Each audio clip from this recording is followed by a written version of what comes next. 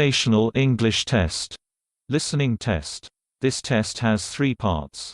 In each part you'll hear a number of different extracts. At the start of each extract, you'll hear this sound.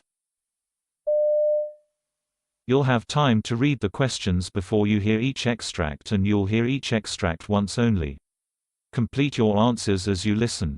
At the end of the test, you'll have 2 minutes to check your answers. Part A. In this part of the test, you'll hear 2 different extracts. In each extract, a health professional is talking to a patient.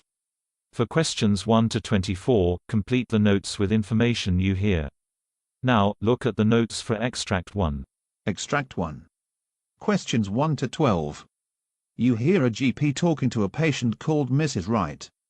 For questions 1 to 12, complete the notes with a word or short phrase. You now have 30 seconds to look at the notes.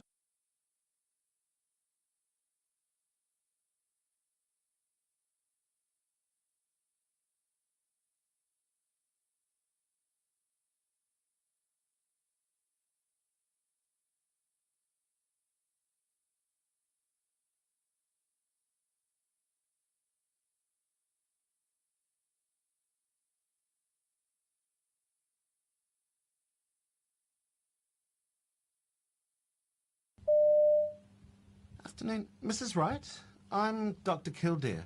Now, unfortunately, your usual GP is away today, so I'm going to help you if that's okay. That's fine. Thank you for seeing me. Okay, so I've got some notes, but it'd be helpful if you could tell me, in your own words, about the problems you've been having. Well, Dr. Grimmett asked me to come back and check in about my foot. I've had gout, you see. Okay, so just remind me, what happened with your gout? Well, the first time was late last year, about 2 or 3 months ago. Dr. Grimmett had to treat me at home. It was pretty bad. I could hardly walk. Oh. We used steroids in the end to get a hold of it. I had the prednisone tablets, 30 milligrams for 5 days. Right. All the blood tests showed that I had the tendency to gout from crystals, so Dr. Grimmett gave me the allopurinol, trying to calm that down longer term. The doctor said to contact the clinic if it got worse, or come back around now just to check in. Right. So we haven't seen you. Is that a good sign? Well, I had, it was a good job I had the repeat prescription for steroids, because just after Christmas I had a bit of a flare-up again. I suppose I was eating a bit too much rich food and probably had more to drink than normal, but I have been watching it a bit. The doctor recommended I drink more water. He said 8 glasses, a couple of litres, and I've been trying, but it's a lot, you know, and I'm busy, so I don't think I drink more than 6 glasses through the day, but it's definitely more than before. Right. Well, that's really good to hear. Water can definitely help, so it's great that you're keeping that up. Sorry, do you mind just describing where the swelling was when you had it? Yeah, sure. Well, both times it started down the side, kind of at the base of the second toe on my left foot, there. And then the whole foot swelled up across my smaller toes to the outside of my foot. Ah, I see. And both times I started getting a lot of pain, and it was all kind of spreading down from that area, and it went across the toes and started swelling up quite badly, really hot and inflamed. But it never goes to the big toe. So the second time, it never swelled up quite as bad as it did before, but I think I caught it in time when I went and got the steroid tablets from the chemist. Ah, good. So how long did it take to settle down once you started the tablets? It was a lot better than last time. I went straight back down within a week, so it was a lot better. Right, and when it settled down completely, is it back to normal? No, it's never been back to normal. I still have pain on that second toe where it always was right from the start, and I've still got it now. Right, and how are you getting on with the allopurinol? Yes, it seems to be better. I don't have any problems with it. I'm taking them okay, but like I say, that second toe is still giving me a little bit of a problem. I see. At the time, the doctor actually wondered if it might be a stress fracture, but I had a foot x-ray and that was clear. But I just think it's a bit unusual that it's still sore, and at the same time, everything points to gout, and the blood test confirmed that was the most likely thing. But that toe, it isn't the usual joint, as you know, for gout. It's usually the big joint, isn't it? Yes, that's right. The big toe is typical. But when I had the flare-up, the steroids really helped quite quickly. I stopped taking painkillers after 2 days at most. Well, I feel like it's less severe and we've got a hold of it better. So I guess that means the allopurinol is helping, right? Yes, I think so. So I'm still quite keen to carry on with that tack.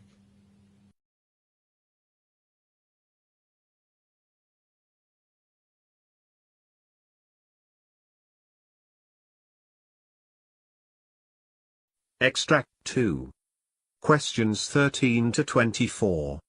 You hear a physician talking to a patient called Brandon McNally. For questions 13 to 24, complete the notes with a word or short phrase. You now have 30 seconds to look at the notes.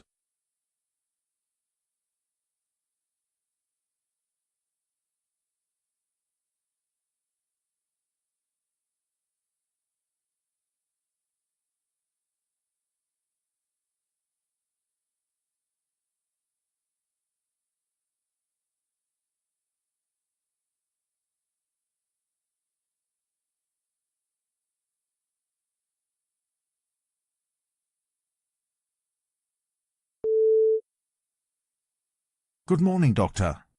Good morning. Have seated. May I know your problem? Well, I'm a patient with hypertension, chronic intermittent bipedal edema, and recurrent leg venous ulcers. I had a vascular surgery for non-healing right ankle stasis ulcer.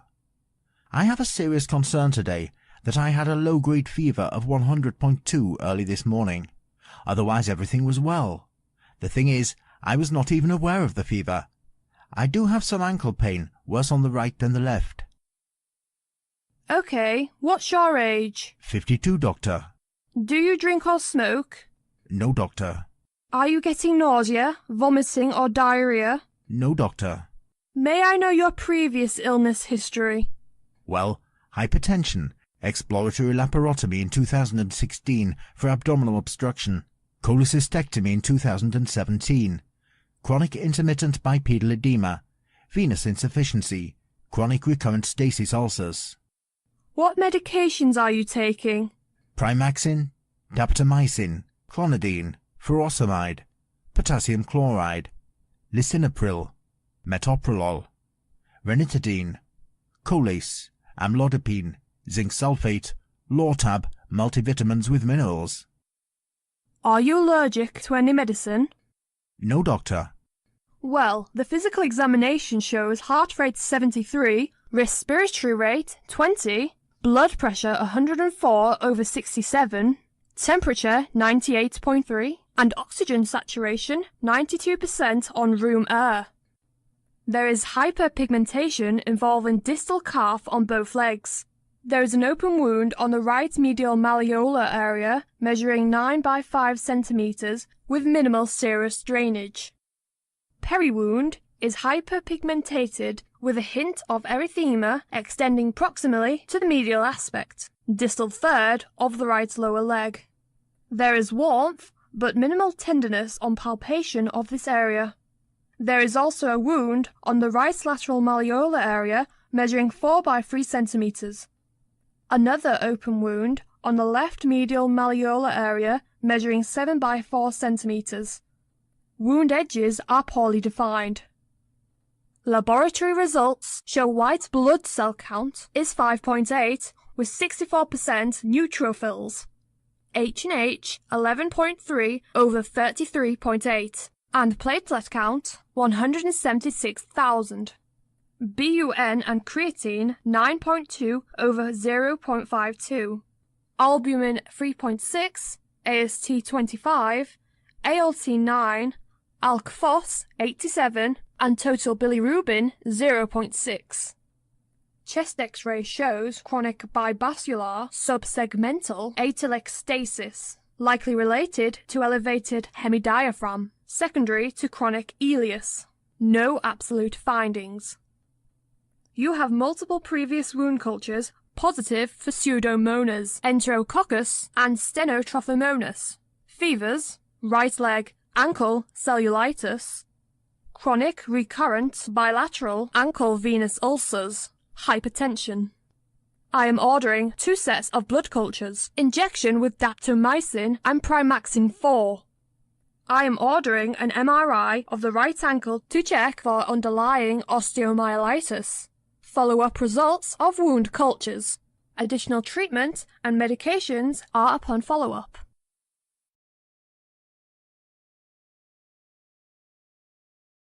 That is the end of Part A. Now look at Part B.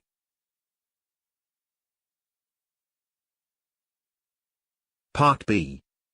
In this part of the test, you'll hear 6 different extracts. In each extract, you'll hear people talking in a different healthcare setting. For questions 25 to 30, choose the answer A, B or C which fits best according to what you hear. You'll have time to read each question before you listen. Complete your answers as you listen. Now look at question 25.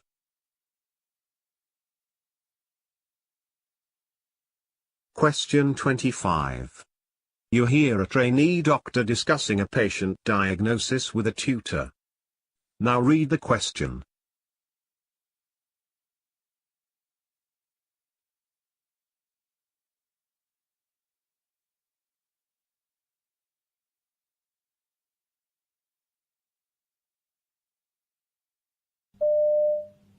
Let's have a quick chat about the diagnosis for Janine in Ward 2.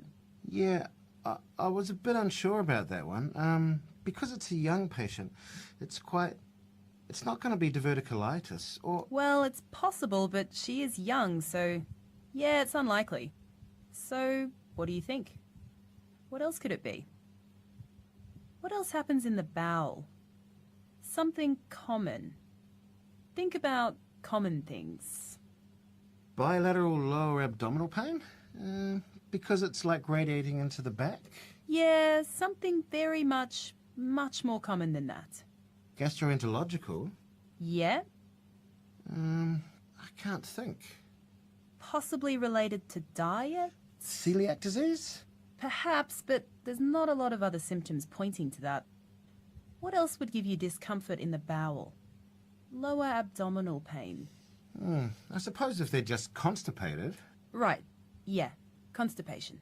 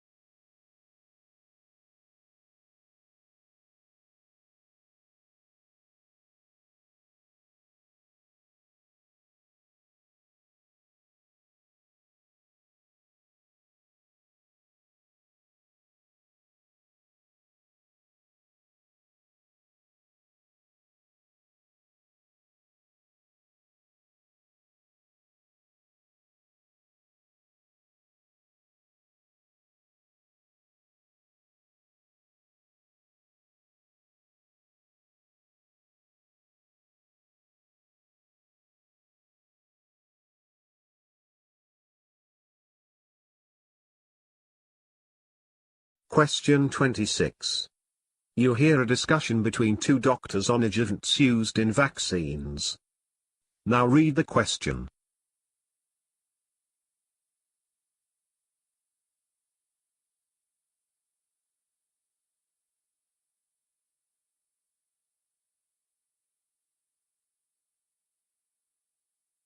Doctor, what is an adjuvant and why are adjuvants added to vaccines?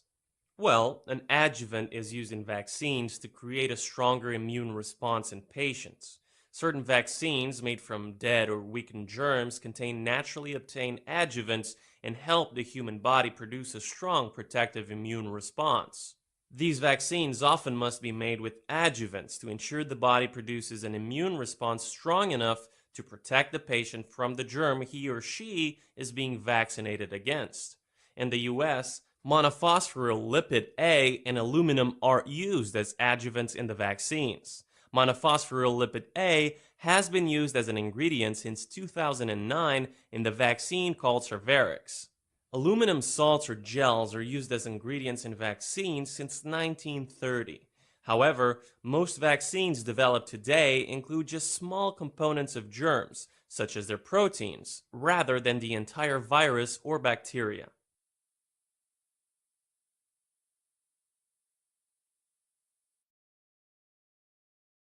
Question 27.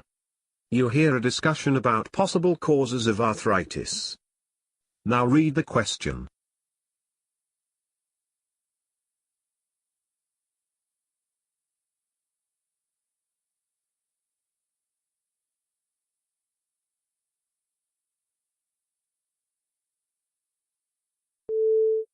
Hello, Doctor. Can you tell me what are the possible causes of arthritis? Osteoarthritis is associated with cartilage damage. Genetic conditions are thought to play a role in osteoarthritis. Age alone is no longer seen as the cause of osteoarthritis. Rheumatoid arthritis is an autoimmune disease that develops as the immune system malfunctions and attacks the body's own tissues. Gout develops when excessive uric acid accumulates in the body and crystals are deposited in the joints. Reactive arthritis causes joints to become inflamed as a result of an infection that triggers the immune system. Usually, this condition resolves.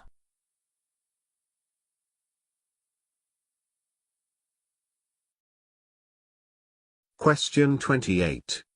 You hear the announcement of a new drug, Avastin, used in colon cancer treatment. Now read the question.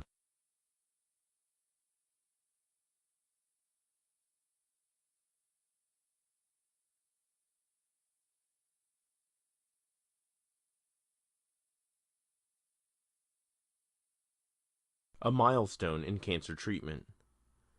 Cut, burn, and poison is the expression that describes the traditional 3 steps involved in the cancer treatment.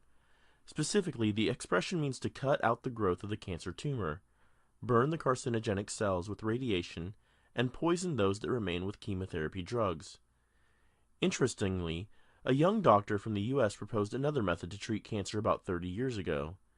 He thought that abandoning the blood supply to cancer tumors could block their growth, but many scientists dismissed this concept for a long period.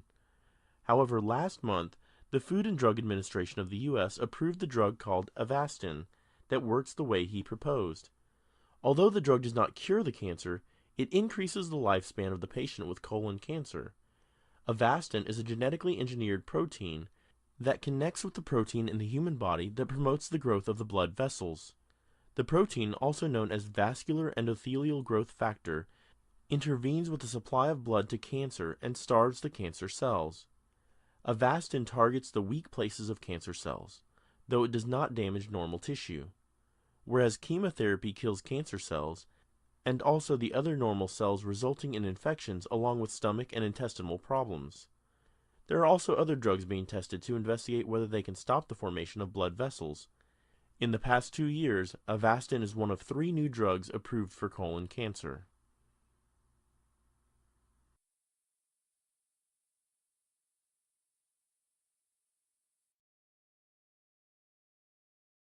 Question 29. You hear a trainee nurse asking his senior colleague about the use of anti-embolism socks for a patient. Now read the question.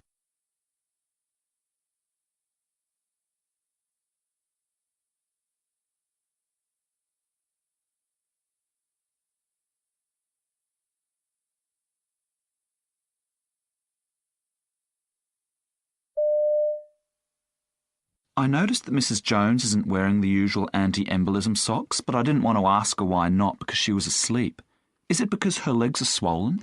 Well, sometimes we don't recommend the socks if there's severe swelling with edema, but that's not the case here. Mrs. Jones was actually given them initially on admission last night, but she told us this morning that her lower legs were feeling numb. She described it as having no feeling.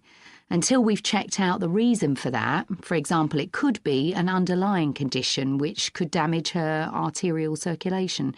We're reducing the risk of thrombosis by pharmacological means. Oh, I see.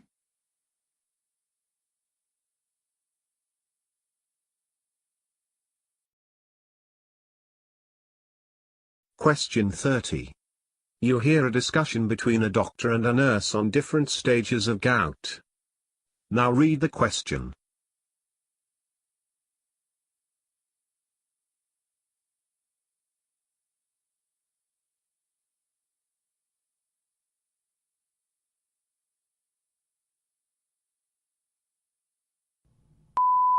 Hello, doctor. What are the different stages of gout? Well, there are various stages through which gout progresses. In the asymptomatic hyperuricemia stage, the person will elevated uric acid levels without any outward symptoms. The acute gout stage occurs when the urate crystals suddenly cause inflammation and intense pain.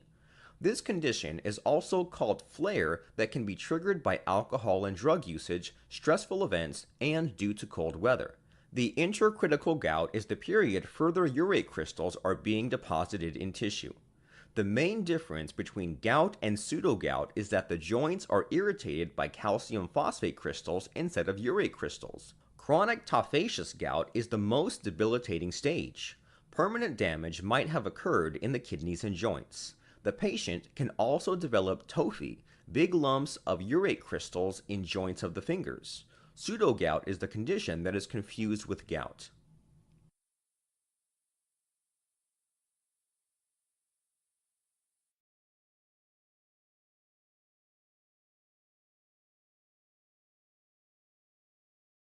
That is the end of Part B. Now look at Part C.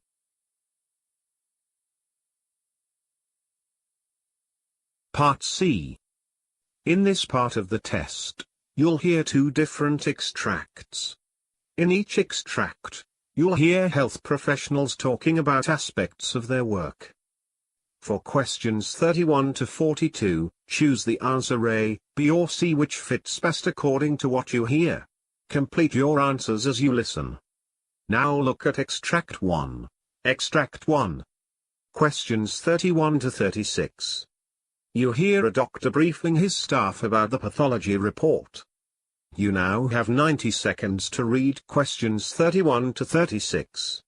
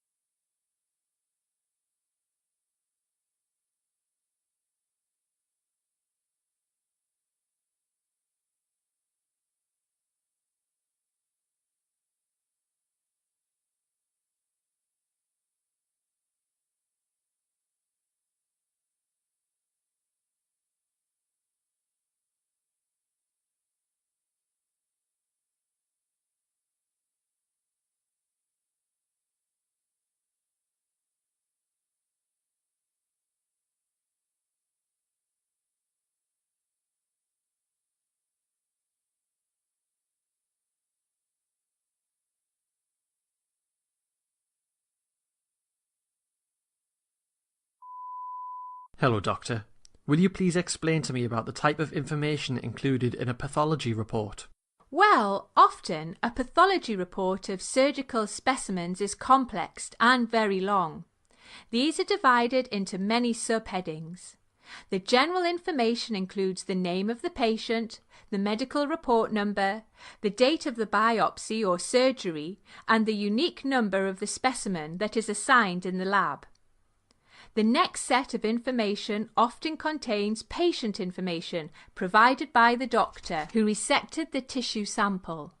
This information includes the special requests made to the pathologist and the medical history. For instance, if a lymph node sample is being resected from a patient with cancer in another organ, the doctor will indicate the type of the original cancer. This is useful in guiding the pathologist's selection of special tests that may be required to assess if any cancer in that lymph node is a metastasis from the original cancer, or else a new cancer that started in the lymph node.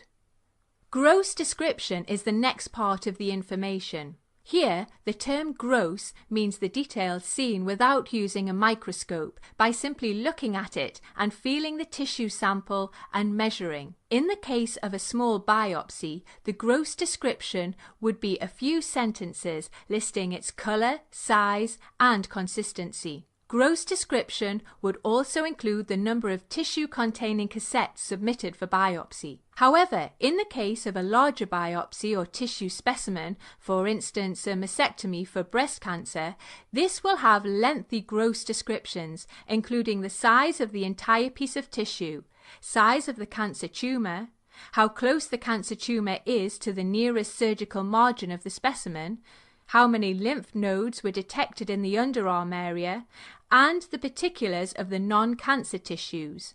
A note of where tissue was taken from is also included. The gross description is very short for cryptology specimens. That usually notes the number of smears or slides made by the doctor. If the specimen is a body fluid, its volume and colour are indicated. Microscopic description will include details such as the appearance of cancer cells, how these cells are arranged together, and the extent of invasion to the nearby tissue in the specimen. Results of any other investigations made, such as flow cytometry, histochemical, etc., may be indicated in the microscopic description or in an exclusive section. Diagnosis is the most significant part of the pathology report. Although this is the bottom line of the pathology, this section can be mentioned at the top or bottom of the report. The doctor relies on this final diagnosis information to decide on the best treatment methodologies. In case the diagnosis is made for a cancer tumour, this section will indicate the exact type of cancer and will include the grade of cancer. Once the final diagnosis is complete, the pathologist may want to include any additional notes for the doctors taking care of the patient. Often, this comment section is used to recommend further diagnosis or to clarify a concern.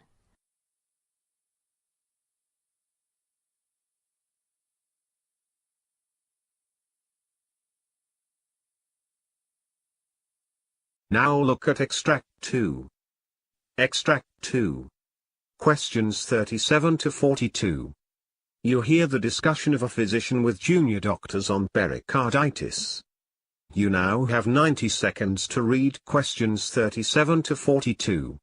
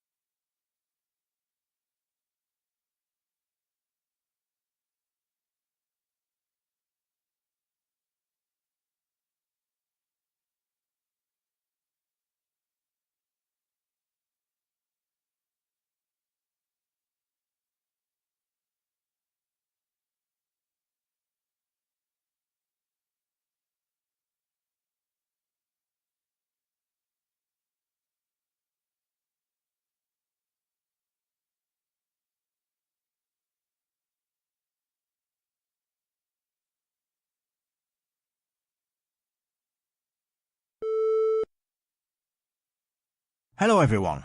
Now I'm going to explain to you something about pericarditis. The infection or inflammation that occurs in the pericardium is called pericarditis. Inflammation of the pericardial layers arises when the membrane gets thickened and the layers rub against each other. During such a condition, the increase in the fluid volume in the pericardial sac results in compression of the heart, which subsequently affects the functioning ability of the heart. Chest pain is the main symptom of pericarditis, which is normally not considered as a life-threatening condition, and patients may become normal in a few days or weeks. However, in certain cases, the symptoms may last for several months.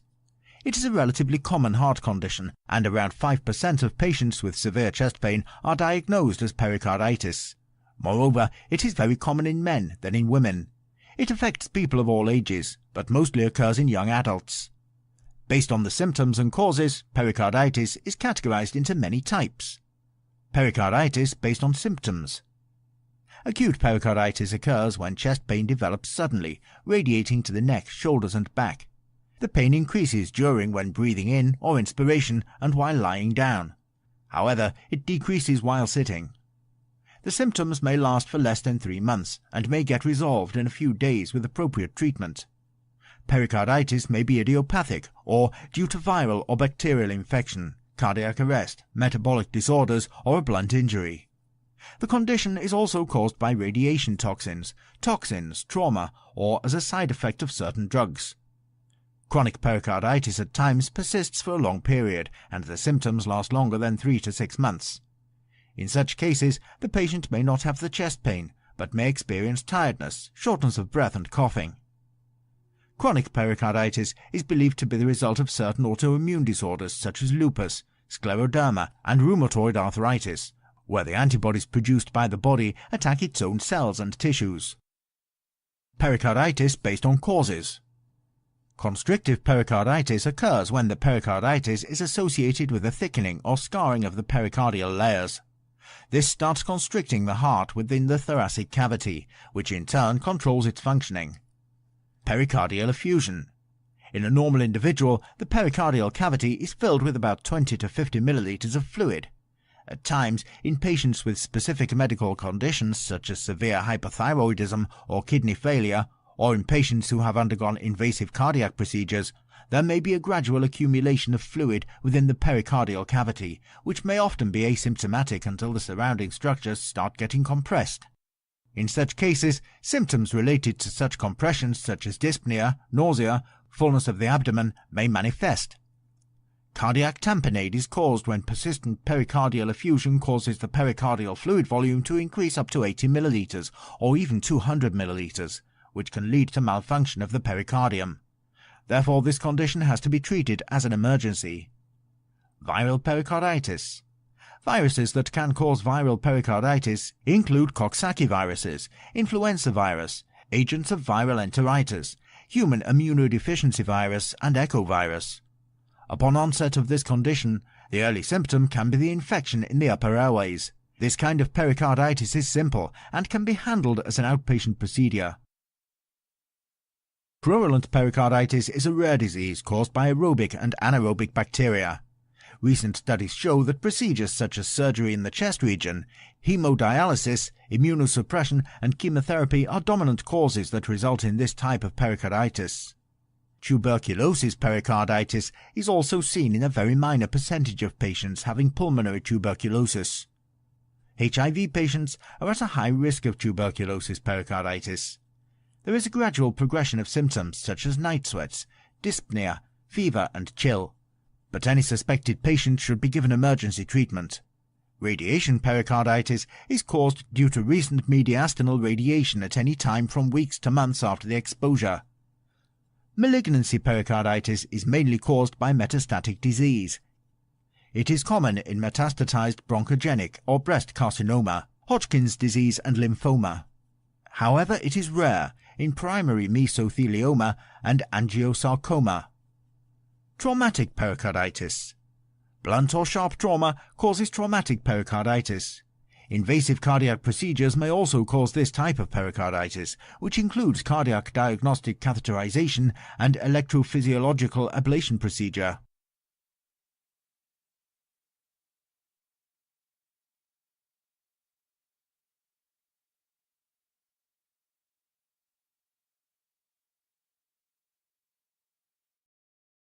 That is the end of part C.